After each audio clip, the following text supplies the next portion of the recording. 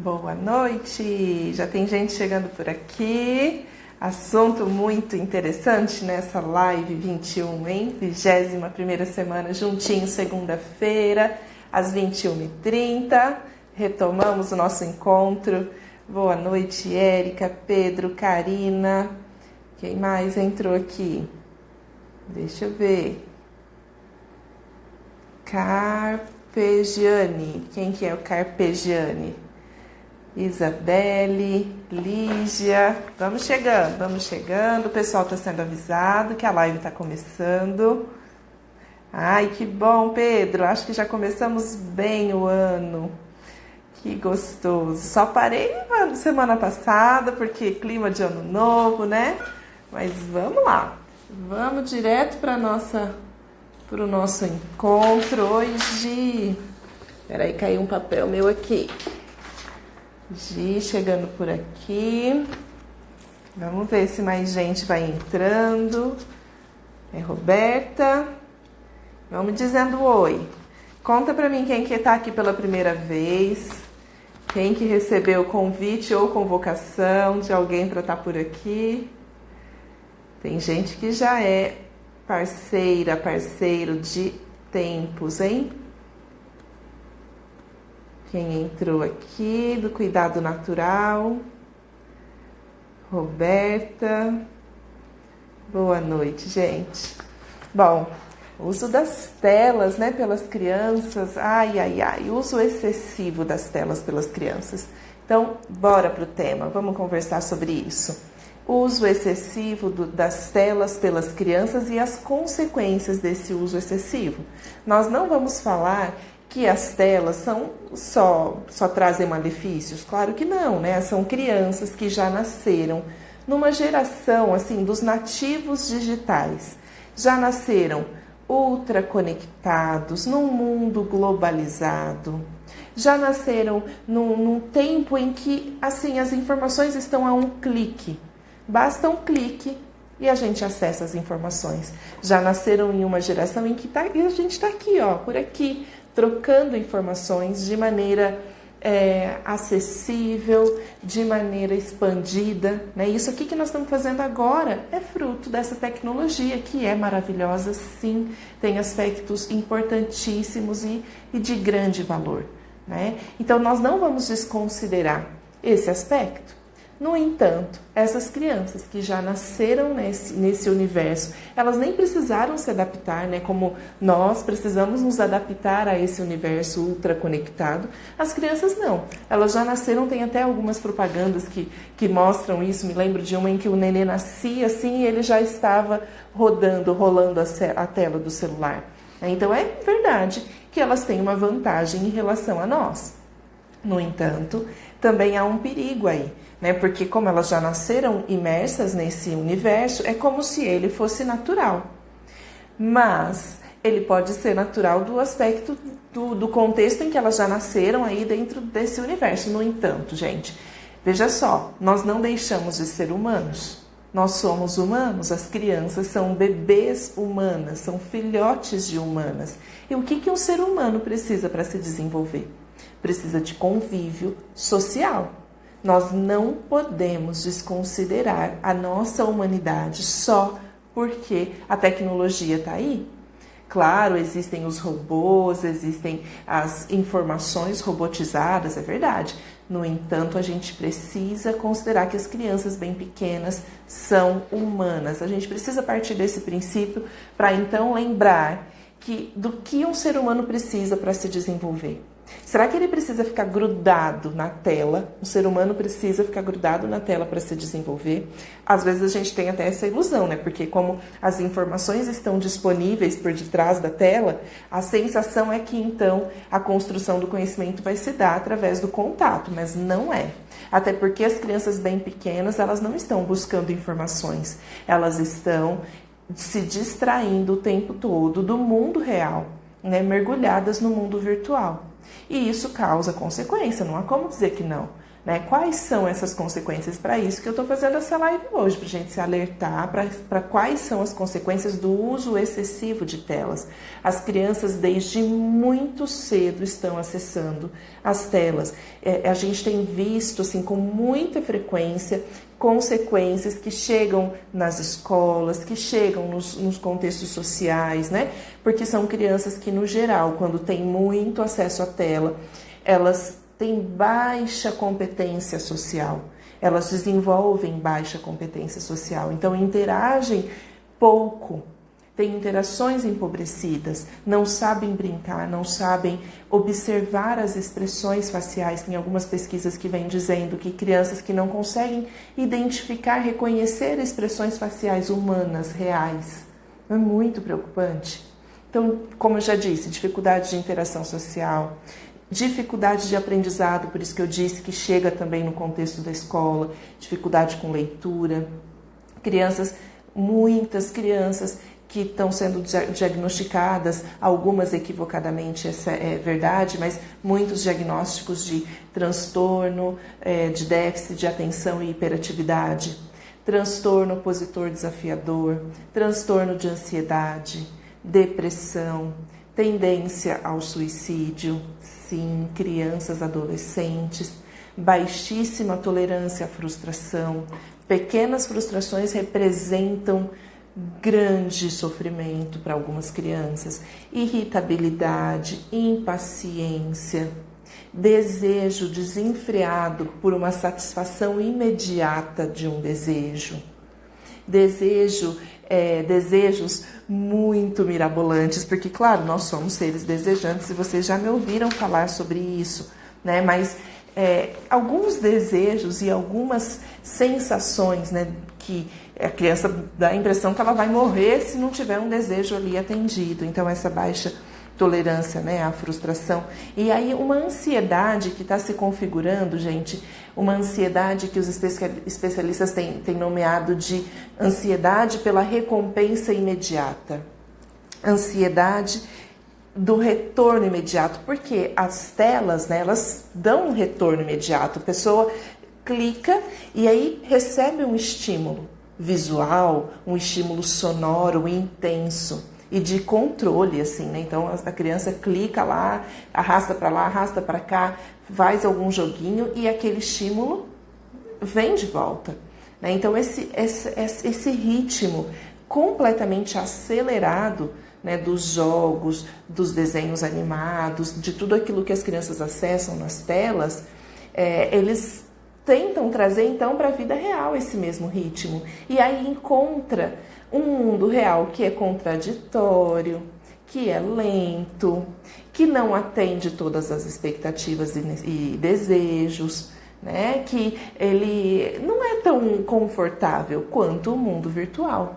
Então, o perigo é quando as crianças acessam excessivamente as telas, é que elas fiquem viciadas mesmo naquele mundo artificial, confortável, de controle excessivo e que causa todos esses benefícios, né? Porque o sistema da internet, os sistemas das redes sociais e dos jogos, ele é um sistema de recompensa, né? Nós somos recompensados com audiência, com likes, com curtidas, quando a gente acessa a rede social. E as crianças, como que elas são recompensadas nos jogos?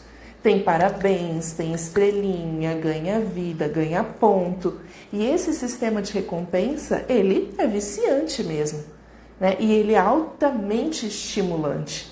Então a pessoa quer mais, quer mais, quer mais, quer mais. E tem uma sede insaciável por essas recompensas.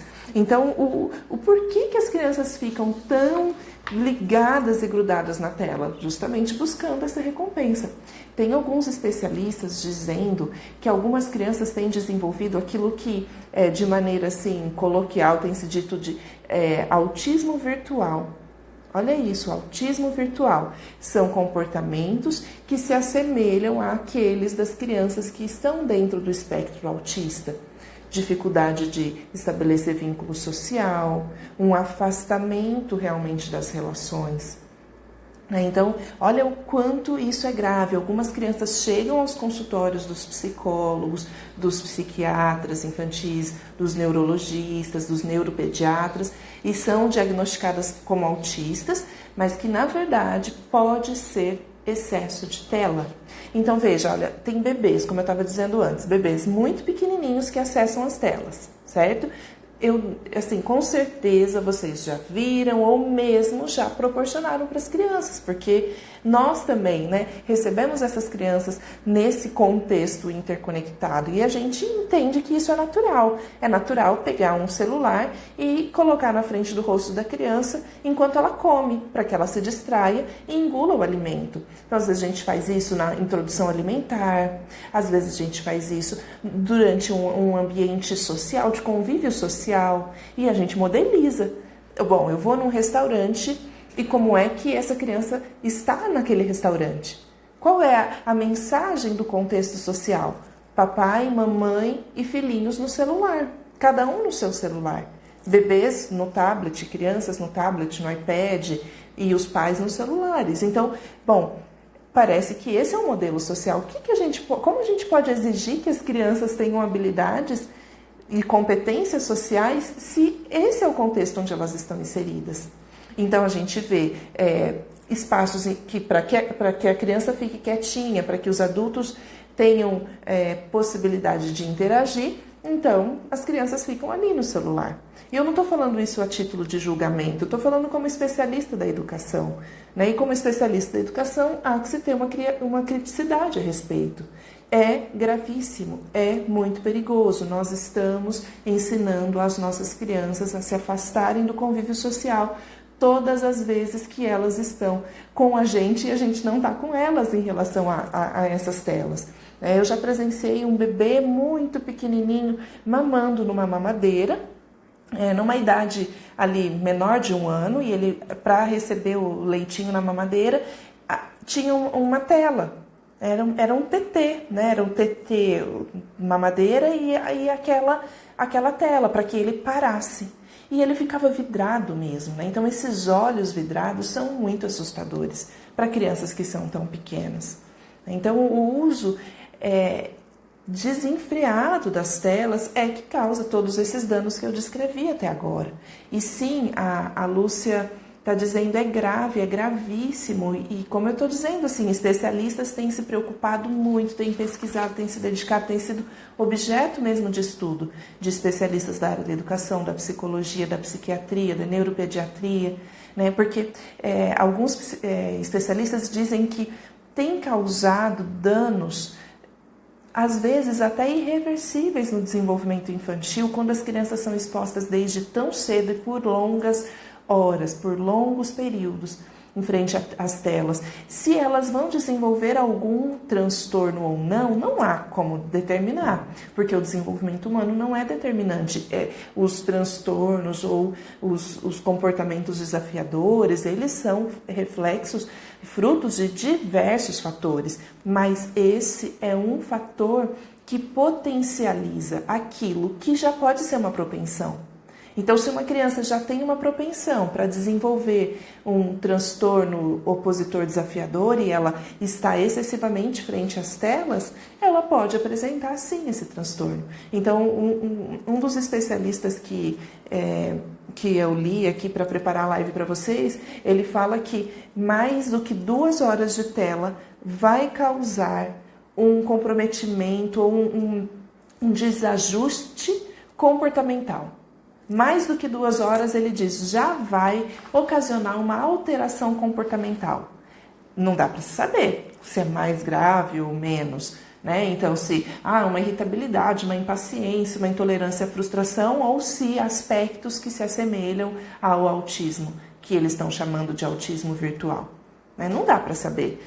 Será que vale a pena a gente correr esse risco? A gente não pode esquecer, como eu disse lá no comecinho dessa live, que as crianças são filhotes de humanos. E como filhotes de humanos precisam de convívio social. E sabe, pra gente, bom, eu tô aqui levantando. Ai, nossa, mas E aí, né, Natúcia, você já falou que é muito ruim ficar tanto tempo na frente das telas, e não foi por acaso que eu estou escolhendo esse assunto logo agora no período de férias, que é o período em que as crianças ampliam, né, a quantidade de horas que passam na frente das telas.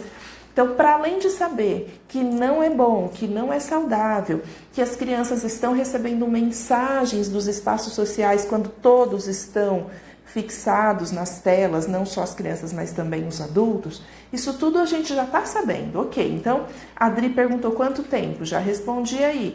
Os especialistas falam que crianças menores de 2 anos não deveriam acessar as telas. Ai, Natúcia, mas esse não é um mundo real, as crianças já nasceram nesse universo, não tem jeito. Ok, então se elas acessam as telas, a recomendação é para que seja no máximo durante 20 minutos, com um intervalo, aí depois mais 20 minutinhos, com mais intervalos, que eu não tenho agora os dados exatamente da Sociedade Brasileira de Pediatria, mas se não me engano, até 1 hora por dia para crianças até 2 anos. Depois de 2 anos, de 2 horas, são 2 horas. Se não me engano é isso, gente, mas esses dados estão disponíveis a um clique no Google, né? O que vale a gente considerar é que não é o que importa a hora, relógio. O que importa é você estar percebendo sensivelmente se esses sinais que eu disse, e quem chegou agora, depois volta ali na live, porque hoje a nossa live é de 20 minutinhos, né?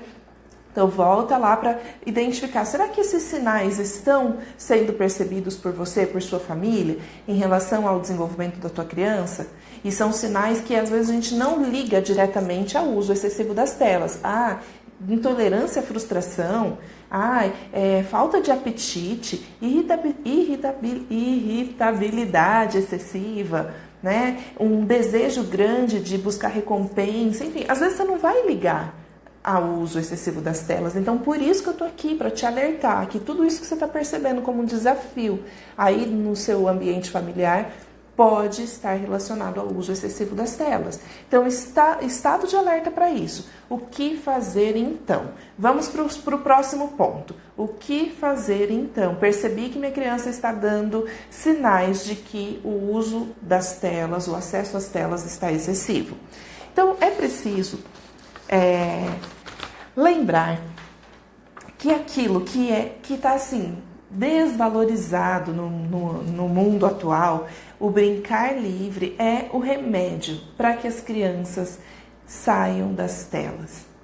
O brincar livre, sabe aquele brincar que a gente brincava na rua com os amigos, com os primos, com os vizinhos? Aquele brincar que não tinha adulto dirigindo, que não tinha um adulto dizendo vamos brincar de jogo tal, vamos brincar de amarelinha. Não, a gente criava as próprias brincadeiras.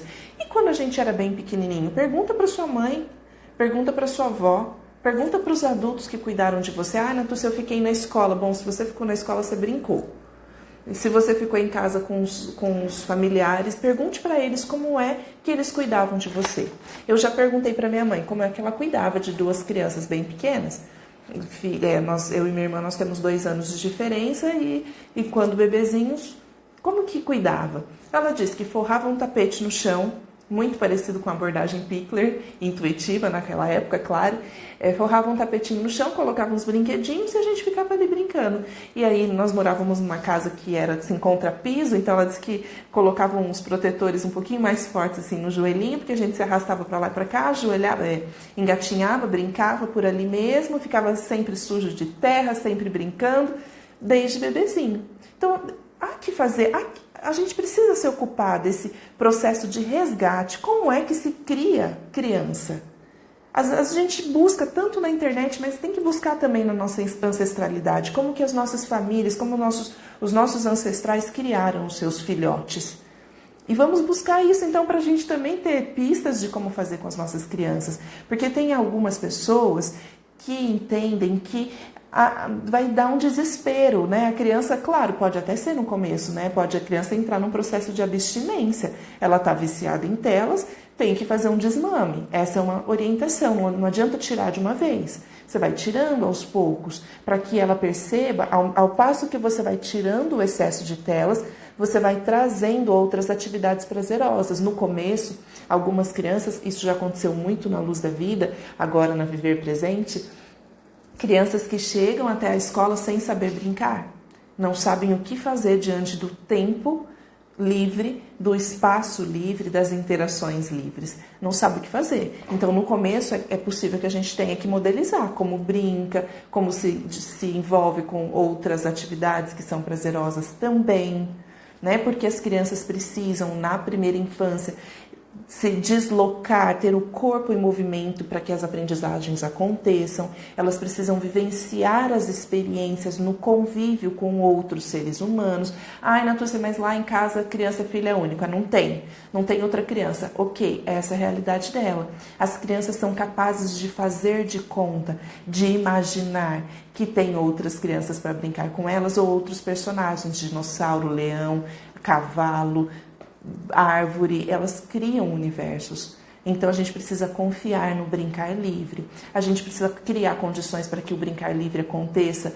Se você mora no apartamento, crie um espaço grande assim, por exemplo, na sala, vazio, não encha como se fosse uma brinquedoteca.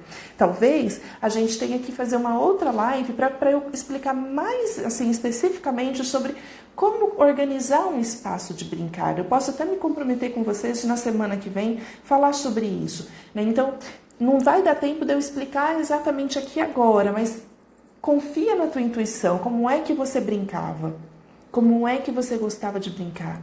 Como é que você gostaria? É claro que é preciso voltar mesmo para a realidade. Como é que você gostava de brincar do que só para uma fantasia?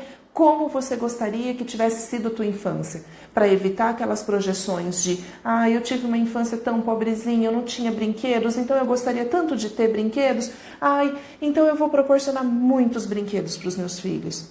Então sai desse lugar da criancinha que sentiu falta de alguma coisa. Vai para aquele lugar bem assim, pontual. Puxa na tua memória um momento em que você brincou e que você gostava daquilo como era, sem querer criar uma outra realidade. É só para fazer um exercício mesmo, tá, gente? De buscar isso na tua realidade, para que não tenha que só vir de fora. Natúcia vai contar na semana que vem como que brinca. Você sabe brincar. Você sabe como organizar espaços de brincar. E eu posso te dizer, isso assim, muito pontualmente, menos é mais. Tem até uma campanha no meu Instagram sobre isso. Menos brinquedos. Elimina aquilo tudo que você encontra ali no espaço de brincar das crianças. No geral, você pode reduzir para 1/3 de tudo que as crianças têm para brincar. Geralmente é 1/3 menos o que ela precisa. Então, se você não quer doar, porque, nossa, ela gosta tanto desse brinquedo, talvez o irmãozinho vai querer mais para frente, guarda, coloca no maleiro, tira um tanto de coisa, como se aquilo fosse uma grande novidade. Cria espaços vazios para que a criança tenha tempo para brincar. Não deixe só que ela controle o tempo dela, porque ela não tem maturidade, responsabilidade para controlar o uso do tempo frente às telas. É a gente que precisa. Então, incluir atividades de leitura, de música, de convivência humana. Não esqueçam que a criança precisa de convivência humana. Se vai a um restaurante, escolha um restaurante que pode ir com criança. E se você quer ir a um restaurante que não pode ir com criança, se dê esse direito. Não leve a tua criança. Lembra que uma vez, eu acho que eu já contei essa história. Vamos ver se a pessoa que está por aqui vai lembrar. Um querido, ele me disse, então, eu queria tanto passear, antes a criança ficava e tudo. Onde que você tem ido com a criança? No Flor de Sal. Quem é aqui de Rio Preto sabe do que eu estou falando. Eu falei, Flor de Sal? Pelo amor de Deus, Flor de Sal não é restaurante para criança. Mas lá é tão gostoso. Vai enquanto casal, vai sozinho com os amigos, com as amigas. Mas leve a criança em lugares que ela possa estar. Né? Encontre alternativas para esses espaços, mostre para ela como que as pessoas interagem socialmente em um restaurante. Ela não vai aprender se ela estiver aficionada numa tela. Ela não vai aprender sobre como convive com outros seres humanos. E isso não quer dizer que todo o tempo do mundo seu precisa ser dedicado à criança. Porque quando eu perguntei para minha mãe como que ela cuidava de 2 crianças bem pequenas e fazia comida e limpava a casa e arrumava tudo, ela não disse que dedicava todo o tempo para sentar comigo e brincar no chão. Então, de verdade, eu vou falar sobre esse brincar na semana que vem. Mas, já te adianto, não se cobre de... por que muitas crianças passam tanto tempo frente às telas? Porque os adultos se cobram. Ah, mas eu não vou poder estar com ela não vai saber brincar. Os jogos, as brincadeiras livres, o brincar livre foi desvalorizado, assim, numa história recente, em substituição aos jogos pedagógicos, aqueles jogos que têm o objetivo de ensinar alguma coisa. Esqueça esses jogos, não é disso que eu estou falando. Criança, sabe aquele lugar que você brincava livre? Não era esse. Quando você tinha que aprender letras, números, formas, não é esse o brincar. Isso aí a gente aprendia como consequência. Mas o brincar que é realmente livre. Vamos fazer esse resgate. Vamos fazer esse resgate. É o seguinte, eu vou ler aqui alguns comentários, porque o nosso tempinho já acabou e eu volto nesse assunto na semana que vem. Vamos ver. A Carol tá dizendo que ela tá em Salvador, né, Carol? Vejo muito isso aqui em mercado, na Bahia. Você estava falando, deve ter sido naquele momento que eu falei das crianças ficarem nas telas, enquanto os pais estão no restaurante ou nos lugares. Aí a Adri perguntou do tempo. Deixa eu ver mais.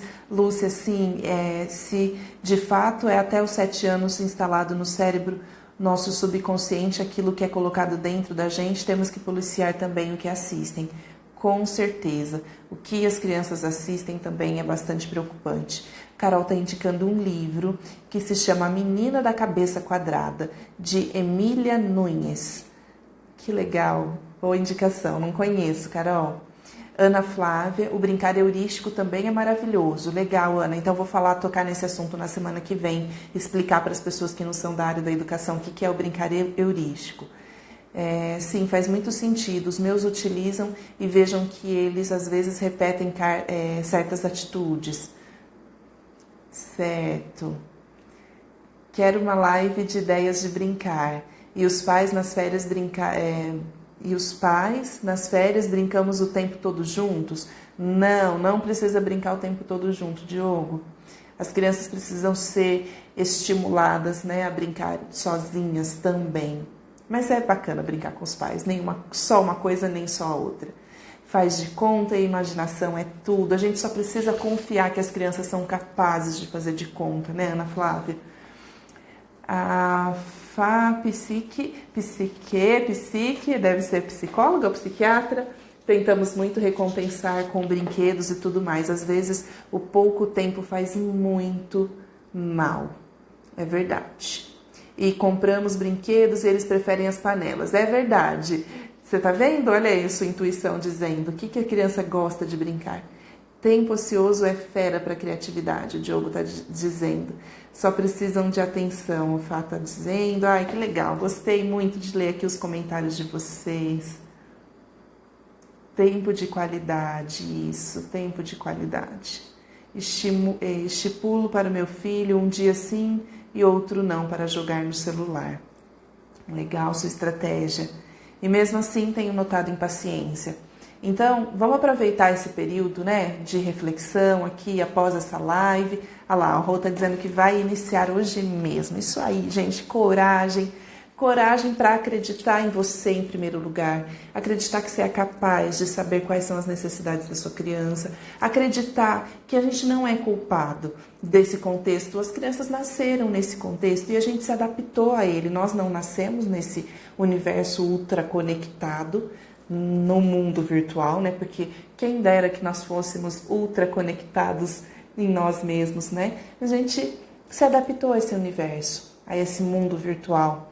E nós somos vítimas desse universo. Pronto, para de se culpar por isso. Mas nós também podemos ser responsáveis por uma mudança. Então, coragem. E contem comigo. Então, já deixo combinado, já vou fazer até a divulgação dessa live. Vou falar sobre esses espaços de brincar e como conduzir esse brincar livre dentro de casa também, tá bom? Um beijo, boa noite para vocês e até segunda que vem.